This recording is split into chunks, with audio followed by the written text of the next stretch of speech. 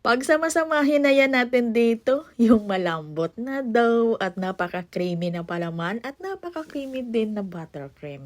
1 kilo yung gagawin natin ngayon, kaya tara na. Gumamit ako dito ng first class flour. Pwede kayong gumamit dito ng all-purpose. Maglagay ng yeast at bread improver. Kung wala naman talaga kayong mga bread improver, ay okay lang ho yan. Skip nyo na lang yung bread improver natin. Maglagay ako dito ng light brown sugar, egg yolk at whole egg. Maglagay ng asin, iodize yung gamit ko, at vanilla extract. At dito naman gumamit ako ng evaporated milk at tubig. Tinunaw ko muna yung asin at asukal bago ako maglagay ng margarine. Pwedeng gagamit dito ng lard or yung shortening, pwede ding butter. At ito talaga yung sekreto natin para mas lalong lumambot yung ating dough ay maglagay tayo ng mashed potatoes or yung patatas. Meron ako ditong nag-grated na patatas. Bali yung patatas natin, balatan at ilaga lang muna hanggang sa lumambot at saka na natin durugin ng pin. At pagkatapos ko itong pakinisin sa dough roller, ay ito'y pinutol ko agad sa 35 to 36 grams lang. At agad ko naman ho itong figurahin ng pabilog. At gumamit ako dito ng 3.5 ounce ng ensaymada molder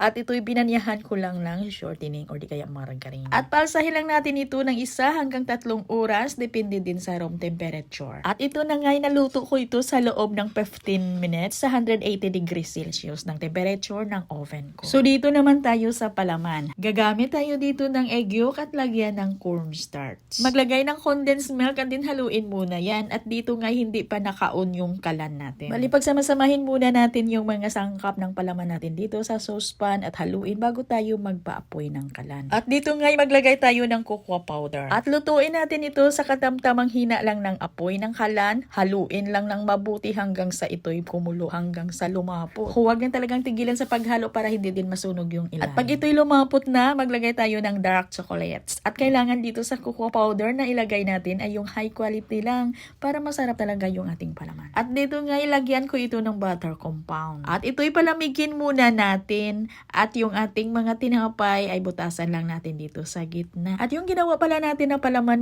pag overload, yung ilagay natin dito sa ating mga tinapay ay kulang ho ito. Ay gumawa lang ho ako ng isang recipe kasi meron pa akong natira sa mga palaman ko. Ay kayo mga guy, doblehin nyo lang. Pwede ding isang recipe at kalahati. So dito gawa naman tayo ng buttercream. Gumamit ako dito ng premium margarine. Pwede kayong gagamit dito ng real butter. At ito'y palambutin ko lang muna bago ko yan i-cream. Kailangan talaga na naka-room temperature or ito'y malambot na bago natin ito batihin. At pag ito'y nag-light na yung kanyang kulay, ay maglagay tayo dito ng powdered milk. Oo. At ito pa, mas lalong sasarap at creamy yung buttercream natin kasi maglagay tayo dito ng condensed milk. Pwede naman kayo ditong maglagay or gagamit ng powdered sugar imbes na condensed milk. Pero mag-add kayo ng all-purpose cream. Bali yung ilagay ninyo na all-purpose creamer ay tansyahin nyo lang na hindi din masyadong runny yung buttercream ninyo. Itong ginawa natin ngayon na buttercream na condensed milk yung gamit natin ay napaka-smooth ito ha.